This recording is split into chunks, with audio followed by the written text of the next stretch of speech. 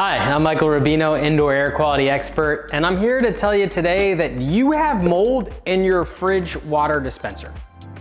Yep, I know it's gross, but you do. Take a look at this photo here in the bottom right-hand corner of the screen.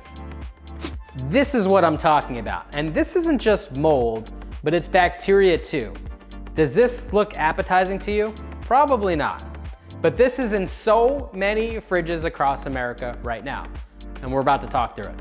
Now you see in this photo, I've got a flashlight on it because this is a really sneaky spot to actually look for mold.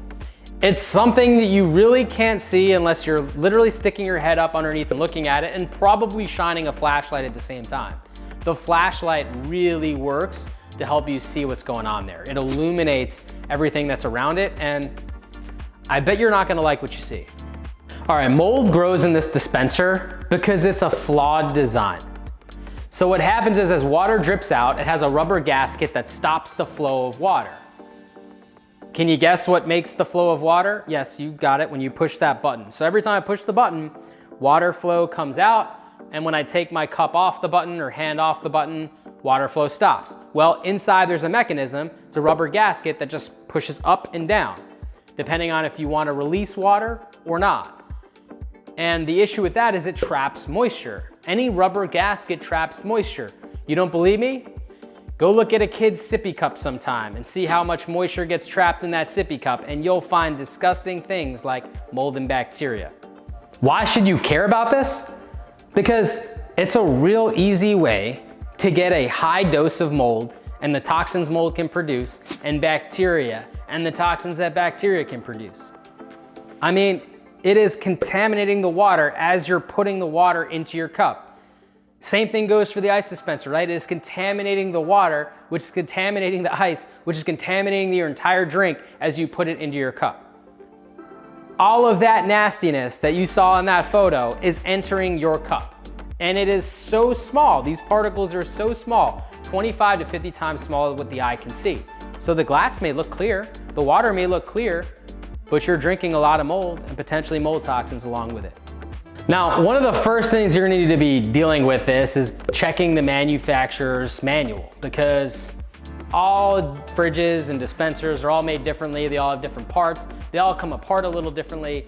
You're gonna need to read the actual manual book for the fridge that you have to understand how you take it apart properly, how you clean it properly, put it back together properly so that it works at the end of the day. So first thing you're gonna need to do, you're gonna need to turn off the water and ice dispenser. Some of the fridges might have a little lock button where you can lock it so that as you're messing around with it, cleaning it, etc., you're not accidentally ejecting water or ice as you're playing with it.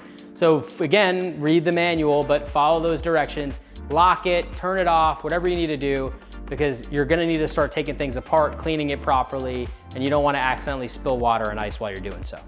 All right, so all of the parts that you're able to remove them, soak them in warm water and vinegar, or clean them with something like Benefact, which is a ready-to-use botanical disinfectant.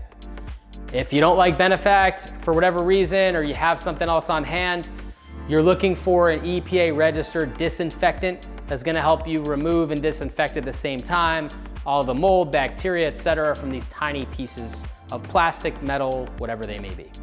This is where the fun part starts. You need to scrub. So when you're talking about mold, you wanna remove mold. When you're talking about bacteria, you wanna remove bacteria. You don't wanna kill it. We're not trying to douse it in chemicals. We're trying to physically scrub and remove the mold onto something like a microfiber towel. And you're gonna apply the product, you're gonna scrub it real good, and then you're gonna rinse it. So rinse it with warm water. You can rinse it with warm water and soap if you want to, but whatever you use to disinfect, you're then gonna rinse it afterwards and put it back together. But before you put it back together, what are you gonna do? You're gonna dry it, right?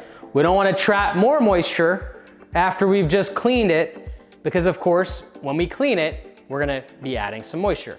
So we don't wanna trap the moisture and stick it back in. We're gonna make sure we fully dry everything.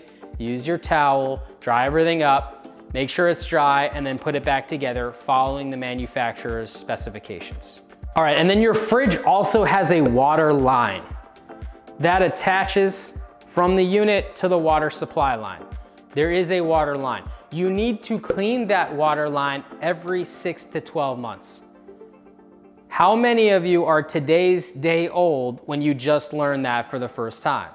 Yes, you have to clean that refrigerator water line every 6 to 12 months.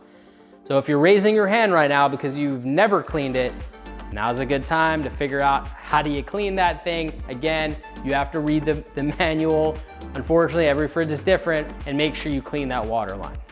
All right, so now that you just went through this huge pain in the butt process of cleaning this thing, you might wanna know, how do you prevent it in the first place? Well, a good way to do that is to actually peek underneath it all the time, do a light cleaning once a week. As you get water, any water droplets, wipe them up. You know, keep something nearby it so you can easily wipe drops up, and just make sure you're not trapping moisture, allowing these drips to continuously drip over time, allowing for mold to grow. Prevention is worth so much more than the cure, because as you saw, it is so much faster to prevent it than the painstaking process you just went through to clean it. Now, I'm gonna tell you, if you try to prevent it more often, you're definitely going to prolong the amount of time that you will need to clean it again. So instead of needing to clean it once a month, maybe you can go once a quarter, right? And if you follow all of these steps, congratulations, you now have clean water and clean ice to drink from. And believe me, that is a blessing, because we all know much more about the effects of toxic water than, unfortunately, the effects of toxic air, which hopefully you're learning from me. But the reality of it is, we definitely do need clean drinking water. We're supposed to drink about an ounce per half of our weight. So if you weigh 150 pounds, you'd have to drink 75 ounces of water. This is one example. So I want to make sure that water is clean, because we have to drink a lot of it.